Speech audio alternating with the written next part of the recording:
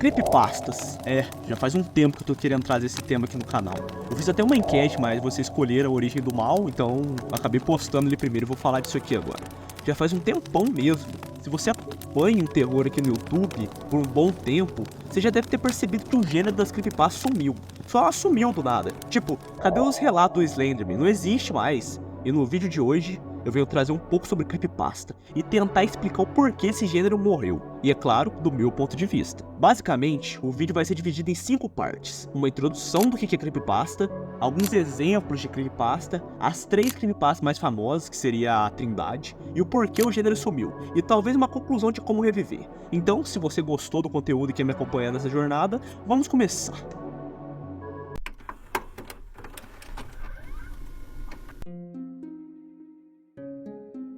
As creepypastas são histórias curtas de terror que circulam amplamente na internet, geralmente criadas por usuários em fóruns, redes sociais e sites dedicados a isso. O nome creepypasta deriva de uma combinação de palavras, copy-paste, que seria copypasta, um termo muito usado na internet para coisas repetitivas, e creep, que seria assustador.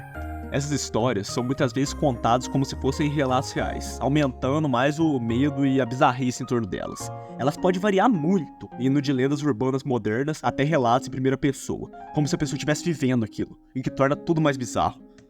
Além disso, algumas creepypastas vinculam imagens amaldiçoadas, jogos, filmes. O caso do Slenderman. O Slenderman é um exemplo clássico de um jogo que virou uma creepypasta, ou uma creepypasta que virou um jogo, melhor falando.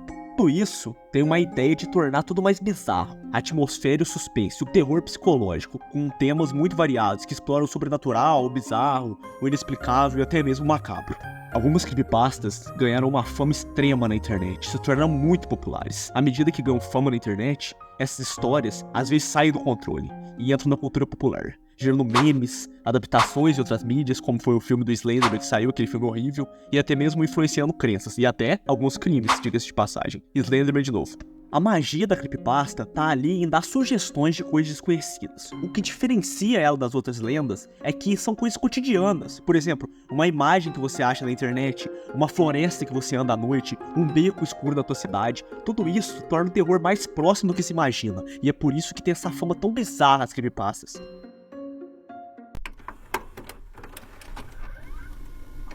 A gente passou pela introdução, eu já expliquei o que são creepypastas de acordo com a internet, e agora eu vou dar uma breve descrição de algumas creepypastas. Então, vamos lá. A primeira creepypasta que eu vou falar é Bem o Afogado. É uma história que envolve uma cópia do jogo The Legend of Zelda Majora's Mask. Sabe aquele lá que tem aquela lua sinistra? O protagonista, ele encontra um cartucho numa feira de garagem da vida e começa a experimentar alguns fenômenos aterrorizantes, como aparições de fantasmas, e o personagem do jogo chamado Ben começa a perseguir ele na vida real e no jogo. O Smile Dog é uma das minhas favoritas, que é literalmente uma imagem perturbadora de um cachorro sorrindo. E eu adoro cachorro, então isso me dá medo pra caramba. Quem que vê essa imagem começa a ter pesadelos com a imagem, que incita a espalhar uma tal de palavra, de terror e maldição. Essas paradas loucas aí. O experimento russo do sono é uma das mais famosas. Com certeza você já deve ter visto alguma dessas imagens do fundo. Essa história, ela narra um experimento soviético, em que alguns prisioneiros foram mantidos acordados por um longo período de tempo com um gás experimental. Os efeitos do experimento resultaram no comportamento cada vez mais perturbador de cada um deles. Candle Cove é uma creepypasta apresentada em forma de uma troca de mensagens em um fórum de um programa infantil da internet, na década de 1970. À medida que as pessoas lembram do programa, elas percebem que ele continha elementos um tanto estranhos e perturbadores, levantando uma dúvida se o programa realmente existiu ou era uma alucinação coletiva. A Mulher Sem Expressão conta a história de uma mulher com uma aparência completamente estranha, que chega em um hospital em 1972. Ela tem uma expressão facial completamente vazia e se comporta de maneira inquietante. A narrativa combina em um ato assustador que sugere que ela não era humana. Tails Dolls é baseado em um personagem do jogo Sonic. A lenda do Tails Dolls diz que esse boneco pode trazer algumas desgraças para quem tenta invocá-lo, ou encontra seu reflexo no espelho. Ele é associado a eventos misteriosos e algumas eliminações inexplicáveis. O Auto-Extermínio de Lula Molusco é uma creepypasta que fala sobre o episódio perdido de Bob Esponja, no qual Lula Molusco, o personagem principal do episódio, entra em uma espiral de tristeza e termina por cometer auto-extermínio. O episódio seria tão perturbador que jamais foi pro ar. Eu falei de muitas creepypastas aqui, dei um breve resumo porque senão o vídeo ia ficar muito grande. Talvez eu traga elas separadamente no futuro, mas nem todas essas creepypastas juntas têm a fama da trindade principal, composta por Slenderman, Jeff the Killer e The Rake.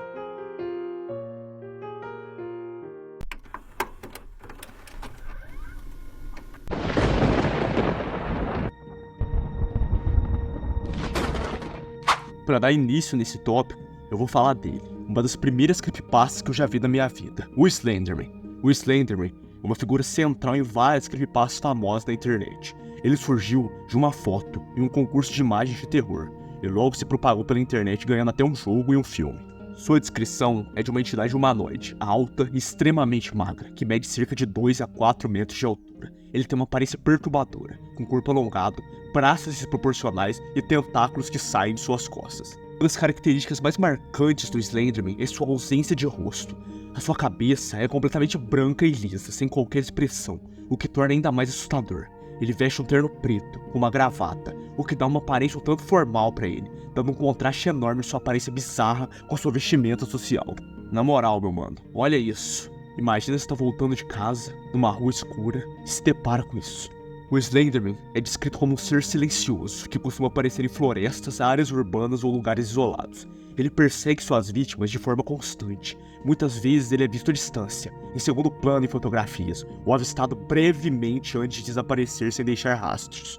Sua presença é frequentemente associada a fenômenos paranormais, como eletrônicos falhando, ruídos estranhos e a sensação de ser observado o tempo todo. Na sua lenda, ele é conhecido por sequestrar crianças e adolescentes, levando-os para lugares desconhecidos. A sua influência pode levar as pessoas à loucura, muitas vezes sofrendo de paranoia, alucinações e, em alguns casos, cometendo atos bem questionáveis. Jeff the Killer também é um clássico. Ele é retratado como um jovem com uma aparência assustadora e distorcida, resultado de uma série de eventos que o transformaram em um assassino sádico e implacável.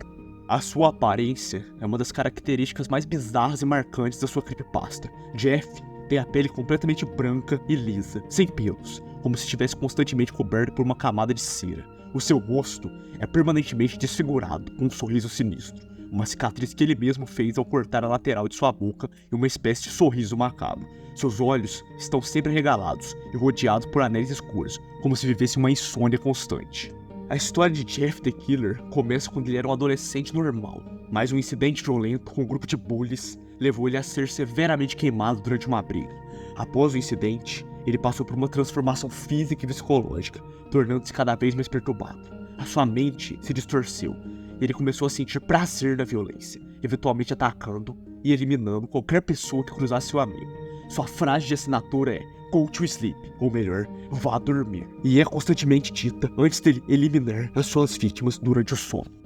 O que torna a creepypasta do Jeff the Killer especialmente assustador é a possível realidade. Basicamente, a gente tá falando de um serial killer com uma aparência extremamente bizarra, o que existe na vida real de fato. Essa possível existência torna aterrorizante a creepypasta, porque você tem um medo irracional daquilo, porque pode acontecer. Não é como um monstro gigante cheio de tentáculos, é literalmente um humano perturbado. Enfim, a creepypasta de Jeff se tornou um fenômeno na internet, com inúmeras variações de sua história, fanart e vídeos. Embora sua creepypasta exata seja incerta, algumas fontes acreditam que ela tenha surgido em 2008, em fóruns de discussão online, e desde então ganhou popularidade como uma das figuras mais icônicas do terror. Uma observação, essa creepypasta envelheceu muito mal, cara. Olha isso aqui, olha isso aqui. Os caras transformou um assassino impiedoso em um maluco fofo e gostosão. Ah, é muito deprimente. Agora, voltando ao terror de verdade, vamos falar da história que pra mim é o pai da creepypasta, o The Rake. Quando falamos de creepypasta, podemos falar que o The Rake é uma das figuras mais enigmáticas e aterrorizantes do universo da creepypasta. Em suas descrições, ele é uma criatura humanoide, vestida com uma aparência grotesca e um comportamento inquietante, e desafia a compreensão das pessoas sobre o terror. Fisicamente falando, o Rake é frequentemente descrito como uma figura magra e pálida, com uma pele cinza ou esbranquiçada, que parece ser esticada sobre seus ossos, dando-lhe uma aparência quase esquelética. Ele se move em 4 patas, como um animal, mas com uma postura distorcida e antinatural, que sugere que ele é uma criatura bizarra entre um humano e uma besta. Os seus membros são longos e desproporcionais, com mãos que terminam em garras afiadas, assemelhando-se a lâminas. A sua cabeça é desproporcionalmente grande, com olhos escuros e vazios, que parecem brilhar no escuro. O seu rosto é uma máscara de horror, com uma boca cheia de dentes pontiagudos, sempre entreaberta, como se estivesse à beira de um ataque. Nas mais famosas descrições das creepypastas, o The Rake é uma criatura silenciosa e furtiva, conhecida por invadir casas durante a noite, ficando ao lado da cama de suas vítimas enquanto elas dormem. Muitas vezes, ele é visto agachado em cantos escuros, observando as vítimas com um olhar fixo e faminto. Relatos dizem que ele não emite sons ao se mover, tornando sua presença ainda mais intimidadora.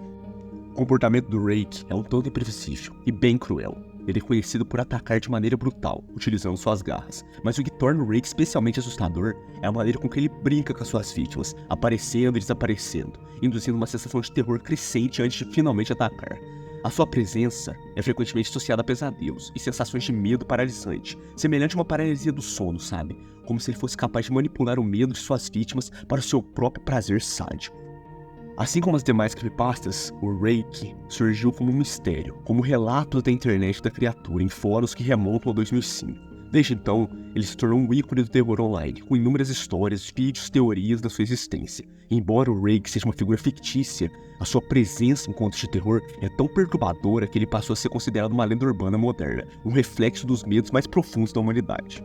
O Rake sempre é associado a uma sensação de desespero inevitável. As suas vítimas relatam uma presença inexplicável antes de serem atacadas, como se soubesse que algo terrível está prestes a acontecer, mas que fosse impotente de evitar o seu destino. Tudo isso é o que mais me encanta na creepypasta do The Rake. Ela envelheceu muito bem, é uma criatura bem feita e bizarra pra caramba, além desse clima de medo e paranoia o tempo todo. Então, se essas creepypastas parecem tão incríveis, por que elas acabaram?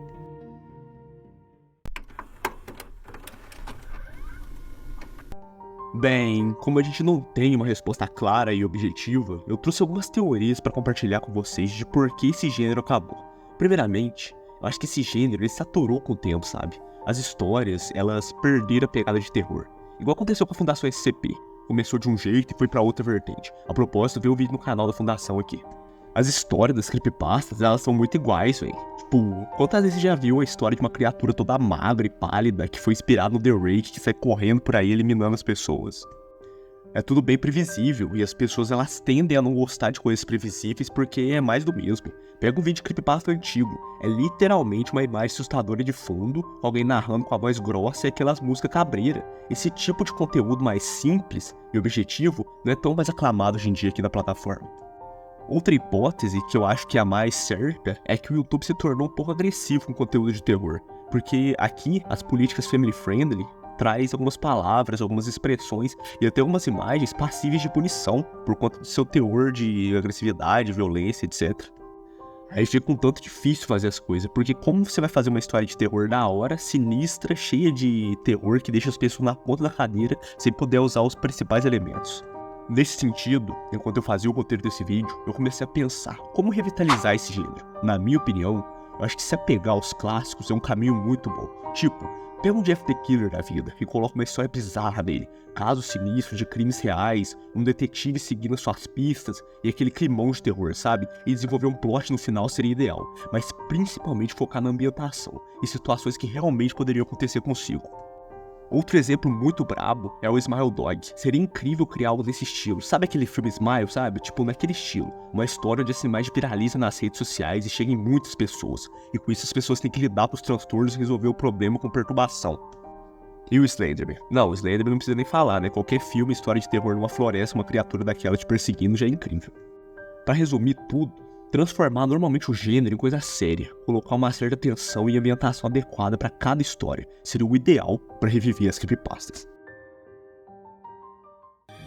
Este número que você ligou não recebe chamadas ou não existe. E esse foi o vídeo de hoje. Se você gostou do conteúdo e quer ver mais disso no futuro, deixa um like, um comentário e se inscreva. E até breve.